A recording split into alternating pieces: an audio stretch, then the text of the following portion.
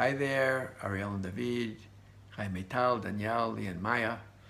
So the Midrash really revisits a story that you know in a most wondrous way. The story that you've heard that Moshe was coming down the mountain with the Ten Commandments and he saw that the Jews were worshiping the golden calf, so he thrust those stone tablets down the mountain and they shattered. But the Midrash says, here's the backstory. When Moshe broke the tablets, he changed reality. There was a completely different, exalted reality that would have been in place had the Jews not committed the sin of the golden calf and Moshe not throw down those first tablets. What kind of reality would that be? Well, there's three different opinions. One is that there would be complete, continuous Jewish sovereignty from the time of Moshe all the way until today. Another opinion is that there would be immortality. In other words, by now there would have been more Jews than Chinese. And the third one is that there would have been a life without afflictions. So why would the Jewish people reject this kind of paradise? Perhaps this was too intense of a relationship that they didn't want. But one thing for sure, that when they did reject it by committing the act of the golden calf, Moshe was totally loyal to them. In fact, the Midrash says the reason he threw down the tablets was he was saying to God, I am throwing my lot in with the Jewish people. If you want to forgive me for that, then you have to forgive them. If you're not going to forgive them, then erase me from your book. That was Moshe's response.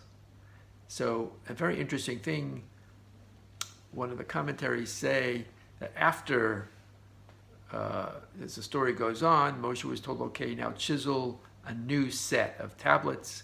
And this actually corresponded to another aspect of the change of reality, because originally the study of Torah would have been instantaneous. You read it, you absorb it, you get it, no toil, no trying to work it out, no having difficulty remembering it, and of course no satisfaction of having worked hard to learn difficult concepts.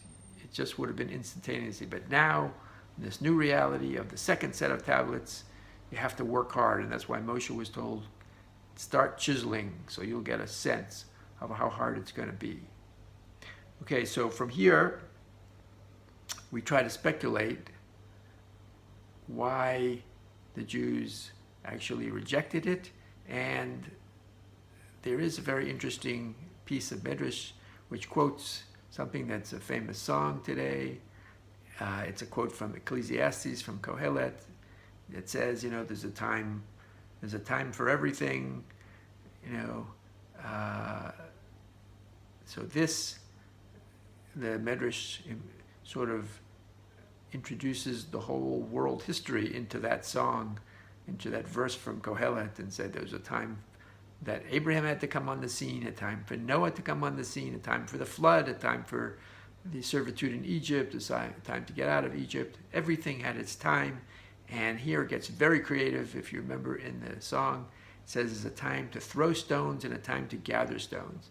And the Midrash takes that to mean throw stones, there's a time when you had to throw the tablets down the mountain.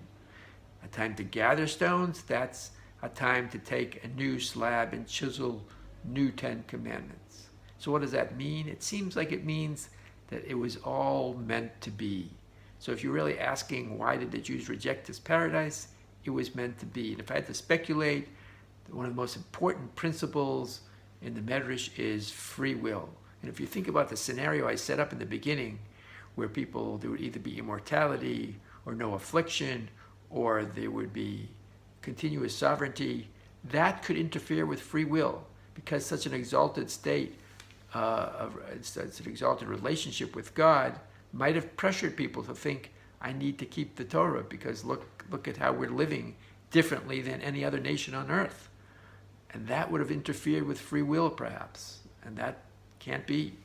And you could look at it from the perspective of the nations of the world. What if they saw that, hey, there's one nation that seems to have this special relationship with God just because they got the Torah and are behaving differently, maybe I should join them. That again is interfering with free will. God does not want any kind of pressure on people.